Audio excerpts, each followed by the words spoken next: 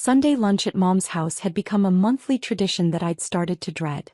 Not because of the food. Mom made excellent roast chicken, but because it had evolved into a 2-hour showcase of everything my sister Michelle had accomplished versus everything I apparently hadn't. This particular Sunday in November was no different. I'd arrived at 1 p.m. sharp in my 12-year-old Honda Civic, parking behind Michelle's brand new BMW X5 and her husband Brad's Tesla Model S. The driveway looked like a luxury car commercial, except for my dented sedan that had seen better decades. "There's our little penny pincher," Michelle announced as I walked through the door, her voice carrying that particular tone of sisterly affection mixed with condescension that I'd grown accustomed to over the years. Mom greeted me with a hug and the usual worried expression. "Rachel, honey, you look tired. Are you eating enough? I worry about you trying to make ends meet on that tiny salary." "I'm fine, Mom," I replied, hanging my coat in the closet next to Brad's $3,000 designer jacket and Michelle's collection of designer purses that probably cost more than most people's monthly rent. The living room was its usual stage for Michelle's success story. Brad was sprawled on the leather sectional, scrolling through his phone and occasionally chiming in about his latest real estate ventures. Michelle was curled up in the armchair, wearing what I recognized as a $400 sweater, discussing her promotion to senior marketing director at the advertising firm where she'd worked for 6 years. "So the Peterson account alone is worth $2.3 million annually," she was telling Mom as I settled onto the couch. "They specifically requested me to handle it because of my track record with luxury brands." "That's wonderful, sweetheart," Mom beamed. "What about you, Rachel? How are things at your... What is it you do again?" This was the question I'd been dreading. For the past 8 years I'd been deliberately vague about my work, partly because it was complicated to explain and partly because I'd grown tired of the skeptical looks whenever I tried to describe what I actually did. "I work in financial services," I said, which was technically true. "Still at that little credit union?" Michelle asked, not looking up from her phone. "That's sweet. It's nice that you found something stable even if it doesn't pay much." I didn't bother correcting her assumption. 8 years ago, when I'd first started working in finance, I had indeed worked at a credit union for exactly 6 months, while I was learning the business from the ground up and building relationships with potential investors. But explaining that I'd since founded Cascade Capital Management, one of the most successful private equity firms on the West Coast, seemed pointless when my family had already decided I was struggling financially. "The important thing is that you're making ends meet," Brad added helpfully, finally looking up from his phone. "Not everyone needs to be wealthy to be happy." This from a man whose idea of financial struggle was having to choose between the Mercedes and the Porsche for his weekend car. Lunch was served in the dining room, where the conversation continued its predictable pattern. Michelle and Brad discussed their recent vacation to Italy, their plans to renovate their kitchen, and Brad's latest real estate investment, a commercial property in downtown Seattle that he was converting into luxury condos. "The construction loan alone is $4.2 million, Brad said, cutting into his roast chicken with obvious satisfaction. "But the projected returns are incredible. We're looking at 8-figure profits when the units sell." "That's amazing," Mom said, clearly impressed. "You two are just so good with money." Michelle smiled modestly. "Brad has such a good eye for investments. The property was actually in foreclosure. Some family business that couldn't make their mortgage payments. We got it for 60 cents on the dollar." I continued eating quietly, trying not to think about the fact that I'd probably financed Brad's construction loan through one of my fund's real estate investment vehicles. Cascade Capital managed $8.3 billion in assets, and commercial real estate was one of our primary focuses. The odds that his project was funded by my money were actually quite high. "What about you, Rachel?" Brad asked, apparently feeling generous enough to include me in the conversation. "Any big financial plans? Maybe saving up for a new car?" He glanced toward the window where my Honda was visible in the driveway. "The car runs fine," I said simply. "Well, that's practical," Michelle said, though her tone suggested she found my practicality rather sad. "Though at some point you might want to consider an upgrade. Image matters, especially if you want to advance in your career." "My career is going well," I replied. "Is it though?" Michelle set down her fork and fixed me with the kind of concerned look usually reserved for interventions. "Rachel, I say this because I love you, but you've been working at the same level for years. You're 34 years old, still driving a car from 2011, Still living in that tiny apartment, still shopping at discount stores. There's nothing wrong with being frugal, Mom said gently, though her tone suggested she agreed with Michelle's assessment. Frugal is one thing, Michelle continued, but at some point you have to invest in yourself if you want to get ahead. Look at Brad and me, we spent money on the right clothes, the right car, the right connections. That's how you signal to people that you're successful. Brad nodded sagely. It's all about perception in business. If you look like you're struggling, people assume you are struggling. I looked around the table at my family, Mom with her worried expression, Michelle with her designer everything and her conviction that success was measured by visible consumption, Brad with his easy confidence that came from never having to build anything from scratch. You're probably right, I said quietly. This seemed to encourage Michelle. She leaned forward, warming to her favorite subject. I could help you, you know. I have connections in finance, real finance, not just credit unions. My friend Stephanie works at a wealth management firm downtown. They're always looking for entry-level advisors. Entry-level, I repeated. Well, you'd have to start somewhere. You can't expect to jump straight into senior positions without the right background. But Stephanie says they provide excellent training, and the earning potential is really good for people who apply themselves. Brad nodded. Wealth management is where the money is. Though you'd probably need to upgrade your wardrobe first. Clients won't take advice from someone who looks like she shops at Target. I do shop at Target sometimes, I admitted. Michelle and Brad exchanged a look that was equal parts pity and exasperation. Rachel, Michelle said gently, you're a smart woman. You deserve better than this. But you have to want better for yourself. You have to be willing to take some risks, make some investments, put yourself out there. Like what kind of investments? Well, start with your appearance. Get some professional clothes, maybe do something about your hair. Then think about your living situation. You can't bring clients or colleagues to that apartment. I don't really bring work colleagues home, I said. Exactly. That's the problem. Networking is everything in business. How are you supposed to advance if you're not building relationships with successful people? Mom patted my hand sympathetically. Maybe Michelle could introduce you to some of her friends. Successful people who could mentor you. I'd be happy to, Michelle said. Though honestly, Rachel, some of it has to come from you. You have to stop being so content with mediocrity. The word hung in the air like a challenge. Mediocrity. Is that what they thought of my life? You're right, I said again because it was easier than explaining that I'd built a private equity firm that managed more money than most people could comprehend. After lunch, we moved to the living room for coffee and dessert. The conversation shifted to holiday plans. Michelle and Brad were going to Aspen for Christmas. Mom was planning to visit her sister in Phoenix. I mentioned that I might work through the holidays, which prompted another round of concerned looks. You work too much for too little money, Michelle observed. That's not sustainable, Rachel. You're going to burn out. The problem is she doesn't have anything to show for all that work, Brad added. If you're going to put in long hours, at least make sure you're compensated properly. Maybe it's time to consider a career change, Mom suggested gently. Something with more growth potential. I was about to respond when my phone buzzed with a text from my assistant. Chin Industries deal closed successfully. $340 million acquisition finalized. Congratulations. I glanced at the message and put my phone away, but Michelle had noticed the interruption. Work texting you on Sunday? She asked disapprovingly. That's what I mean about boundaries. They're taking advantage of you because they know you won't push back. It's fine, I said. It's not fine, Michelle insisted. You need to learn to value yourself more. Demand better treatment. Ask for what you're worth. And what do you think I'm worth?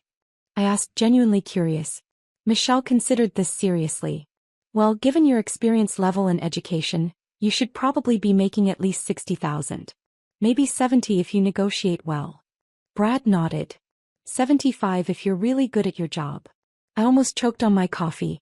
Last year, Cascade Capital's management fees alone had generated $127 million in revenue. My personal compensation was somewhat higher than $75,000. That does seem reasonable, I managed to say.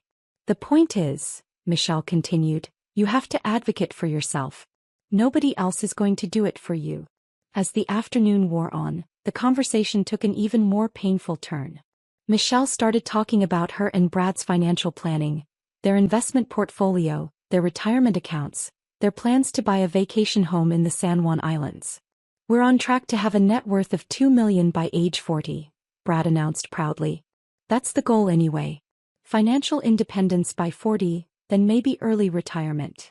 $2 million sounds like a lot, Mom said impressed. "It's a good start," Michelle said modestly.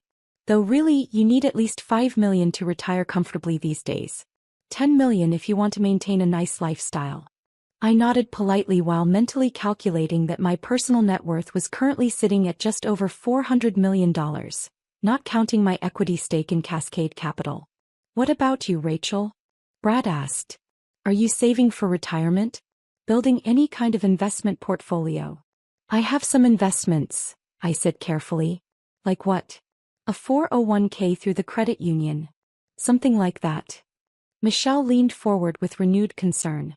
"Rachel, please tell me you're not just keeping your money in a savings account. Even basic index funds would be better than that." "I know about index funds," I assured her. "Do you though?" Michelle's voice took on the patient tone of someone explaining basic concepts to a child. "Because a lot of people think they understand investing but they really don't. It's more complex than just putting money into random stocks." Brad nodded. "You should probably talk to a real financial advisor. Someone who can explain asset allocation, risk management, compound interest."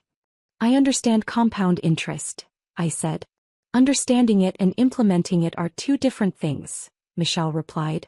"Look, I don't want to lecture you, but you're 34. You should have been seriously investing for at least 10 years by now." "I have been investing for 10 years. "In what? How much have you managed to save?" I looked around the room at my family's expectant faces. Mom genuinely worried about my financial security, Michelle convinced she needed to save me from my own poor decisions, Brad smugly confident in his role as the family's financial success story. "It's hard to say exactly," I replied. "The markets fluctuate." Michelle sighed. "Rachel, if you don't even know how much you have saved, that's a problem. You need to be tracking your net worth, monitoring your investment performance, planning for different scenarios." "Maybe you could help her," Mom suggested hopefully. "Show her how to set up a proper portfolio." "I'd be happy to," Michelle said. "Though honestly, at her income level, there probably isn't much to work with. She might need to start with something really basic like a target date fund." The condescension was becoming unbearable. I finished my coffee and stood up to leave. "Already going?" Mom asked, disappointed. "You just got here." "I have some work to catch up on," I said, which was true. Sundays were usually when I reviewed investment reports and prepared for Monday morning strategy meetings. "See? This is what I mean," Michelle said, following me to the door. "You're working all the time but you have nothing to show for it. That's not sustainable." As I was putting on my coat, Michelle grabbed my arm gently. "Rachel, I'm serious about helping you. Let me introduce you to Stephanie at the wealth management firm. Maybe we can get you an interview." "That's very kind of you," I said. "And think about what we discussed. The clothes, the car, the apartment. If you want to be taken seriously in business, you have to look the part." I hugged Mom goodbye, accepted her usual container of leftovers and headed for my Honda. As I was backing out of the driveway, I could see Michelle and Brad through the window, probably continuing their discussion of my financial inadequacies. The drive home took 20 minutes, during which I had 3 conference calls with investors in Singapore, London, and New York. Time zones were tricky when you managed global investment portfolios, but Sunday afternoons were often the only time to coordinate between Asian and European markets. My tiny apartment was actually a 3,200 square foot penthouse in one of downtown Seattle's most exclusive buildings, with floor-to-ceiling windows overlooking Elliott Bay. I'd bought it 5 years ago through a holding company to maintain privacy, paying cash to avoid the complicated financial disclosures that would come with a mortgage application. I spent Sunday evening reviewing acquisition reports for Cascade Capital's latest deals. We were in the final stages of purchasing a chain of boutique hotels in California, negotiating the takeover of a struggling tech company in Austin, and considering a major investment in renewable energy infrastructure across the Pacific Northwest. Monday morning brought the usual rush of activity. Market opens, conference calls, investment committee meetings. I was in my office on the 48th floor of the Columbia Center by 6 a.m., reviewing overnight developments in Asian markets and preparing for a 7 a.m. call with our Hong Kong partners.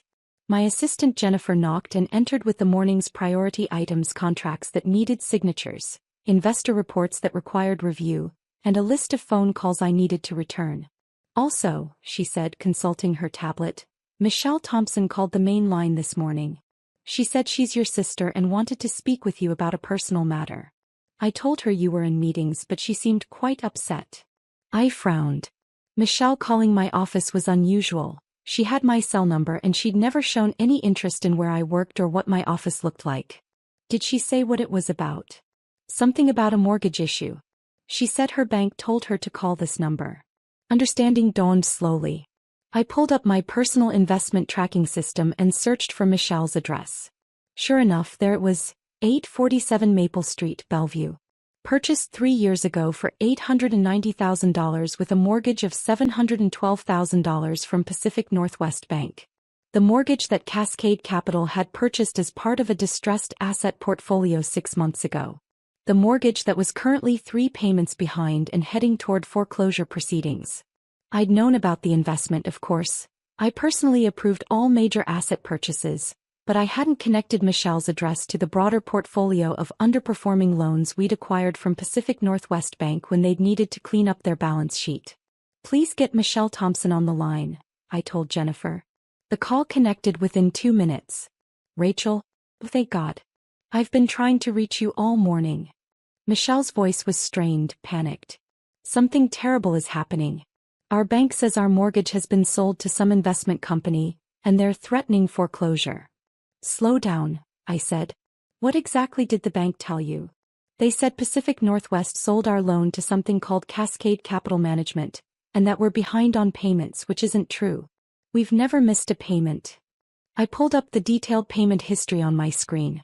3 missed payments over the past 4 months, plus late fees and penalty charges. Michelle, according to the records I'm looking at, there are 3 missing payments since July. How would you know that? And why did they give me this number to call? I asked to speak to someone in charge and they said to call Cascade Capital directly. The pieces were falling into place. Michelle had called the main Cascade Capital line, given her name as Michelle Thompson, and asked to speak to someone about her mortgage. Jennifer, not making the family connection, had simply scheduled the call like any other client inquiry. Michelle, I said carefully, where exactly did you get this phone number? From Pacific Northwest Bank. They said Cascade Capital owned our mortgage now, and if we had questions we should call the owner directly. Rico, I'm scared. They're talking about foreclosure proceedings. We could lose our house. I was staring at the mortgage file on my computer screen. Michelle Thompson and Bradley Thompson, 847 Maple Street. Original loan amount $712,000. Current balance $687,000. 3 months delinquent, foreclosure proceedings authorized. Michelle, I need to ask you something. Have you and Brad actually been missing mortgage payments? No. Well, maybe we were a little late a couple times, but we always paid. Brad's been dealing with some cash flow issues on his development project, so we had to juggle some payments, but we always caught up. How late is a little late? I don't know, maybe a month or 2 sometimes. But we always paid eventually. I closed my eyes and tried to process what was happening. My sister, who had spent yesterday afternoon lecturing me about financial responsibility and the importance of building wealth, had been defaulting on her mortgage payments while buying luxury cars and planning vacation homes. Michelle, being a month or 2 late on mortgage payments is the same as missing them. The bank considers any payment more than 30 days late to be a default. But we paid them. Maybe not exactly on time, but we paid. When was your last payment? Brad handles all that. But I think it was, maybe August? Or September. It was November. They hadn't made a payment in at least 2 months, possibly 3. Michelle, I need you to listen to me very carefully. You and Brad are in serious financial trouble. Your mortgage is in default and you're facing foreclosure proceedings. That's why I'm calling. Can't you help us? You work in finance. You must know people who could help us negotiate with this Cascade Capital company. I stared out my office window at the Seattle skyline, trying to figure out how to explain that I was Cascade Capital, that I owned her mortgage, that I was the person she was asking me to negotiate with. Michelle, I need to tell you something. What? I am Cascade Capital. I'm the CEO and founder of Cascade Capital Management. The silence stretched so long I wondered if the call had dropped. That's not funny, Rachel. It's not meant to be funny. Cascade Capital Management is my company. I founded it 8 years ago. We manage $8.3 billion in assets, including your mortgage. That's impossible. You work at a credit union. I worked at a credit union for 6 months in 2016 while I was building Cascade Capital. I haven't worked for anyone else since then. More silence. Rachel, this isn't funny. I'm trying to save my house and you're making jokes. I'm not joking, Michelle. Google Rachel Thompson Cascade Capital, if you don't believe me. I heard rapid typing, then a sharp intake of breath. Oh my God, Rachel, is this real? Are you really? It says here you're worth $400 million. The number fluctuates with market conditions, but that's approximately correct. This can't be real. Yesterday you said you couldn't afford gas money. No, yesterday you said I couldn't afford gas money. I agreed with you because it was easier than explaining that I choose to drive an old car and live modestly. But why? If you have all this money, why do you live like what? Like someone who values things other than material possessions? Like someone who doesn't need to signal wealth through conspicuous consumption. Michelle's voice was barely a whisper. You own our mortgage. Cascade Capital owns your mortgage, along with about 300 others that Pacific Northwest Bank needed to sell to improve their balance sheet. Can you help us? I can explain your options. You're currently $18,347 behind in payments, plus penalties and fees. You can either bring the mortgage current by paying the full amount owed, or we can discuss a loan modification if you can demonstrate ability to make future payments. $18,000? We don't have $18,000. This was rich, considering Brad's Tesla probably cost more than that in options alone. What about the Italian vacation you took last month? The kitchen renovation you're planning? Brad's 8-figure real estate development. That's different. That's investment money. And your mortgage isn't an investment? Michelle was crying now. Rachel, please. You're my sister. Can't you just forgive the debt or something? Michelle, this is a business. I have investors, fiduciary responsibilities, legal obligations. I can't just forgive debts because of personal relationships. But we're family. Yesterday when I was family, you told me I needed to learn financial responsibility. You said I should ask for what I'm worth. You said I needed to stop being content with mediocrity. That's different. Is it? Because from where I'm sitting, it looks like you've been living beyond your means, making poor financial decisions and expecting other people to bail you out of the consequences. The irony was almost too much to bear. Yesterday, Michelle had lectured me about the importance of building wealth, maintaining good credit, and making smart investments. Today, I was discovering that she'd been defaulting on her mortgage while buying luxury items and planning expensive vacations. Rachel, please. We could lose everything. I looked at Michelle's file again. The house was worth about $940,000 in the current market, so even in foreclosure, they'd walk away with some equity. It wasn't like they'd be homeless. They'd just have to buy something they could actually afford. Michelle, I'm going to connect you with our loan modification department. They'll work with you to explore options. But you and Brad need to understand that this requires demonstrating genuine ability to make payments going forward. What does that mean? It means selling the BMW and the Tesla. It means canceling the Aspen vacation. It means living within your actual means instead of the lifestyle you think you deserve. We can't sell our cars. Brad needs the Tesla for his image. Clients expect successful developers to look successful. Brad's image is what got you into this mess. You can't afford the lifestyle you're trying to maintain. But what will people think? People will think you're being financially responsible instead of heading toward bankruptcy. Michelle was quiet for a long moment. When she spoke again, her voice was small and defeated. How did this happen? How did you become so successful while we're losing our house? It was a fair question. How had the sister who couldn't afford gas money ended up owning the mortgage of the sister who drove luxury cars and vacationed in Europe? I built something instead of just spending money to look like I had built something, I said. I focused on actual wealth creation rather than wealth signaling. I don't understand the difference. Wealth signaling is buying expensive things to make people think you're successful. Wealth creation is actually becoming successful, regardless of what people think. But you said yourself that image matters in business. No, you said that. I said my career was going well. You assumed it wasn't because I didn't look the way you thought successful people should look. Jennifer knocked on my office door and held up a note. Board meeting in 10 minutes. Michelle, I have to go. I'm going to have our loan modification team call you this afternoon. They'll explain your options. Rachel, wait. Can I ask you something? What? Why didn't you tell us? Why let us think you were struggling? I considered this question while looking out at Elliott Bay, where a container ship was navigating toward the port that handled billions of dollars in trade, some of it financed by Cascade Capital Investments. Because I wanted to see if you'd love me when you thought I was unsuccessful.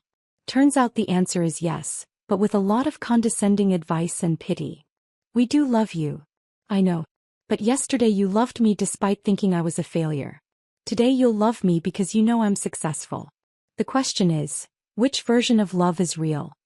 After I hung up, I sat quietly in my office for a few minutes before heading to the board meeting. Outside my window, Seattle bustled with Monday morning energy. People heading to jobs, building careers, making financial decisions that would determine their futures. Somewhere in Bellevue, my sister was probably staring at her computer screen, trying to reconcile the image of her financially struggling sister with the reality of a $400 million net worth. Somewhere in the same house, Brad was probably calculating whether his Tesla lease payments were more important than keeping their home. The board meeting was routine: quarterly performance reviews, new investment opportunities, strategic planning for the next fiscal year. Cascade Capital was having an excellent year, with returns that exceeded our investors' expectations and growth that positioned us well for future expansion.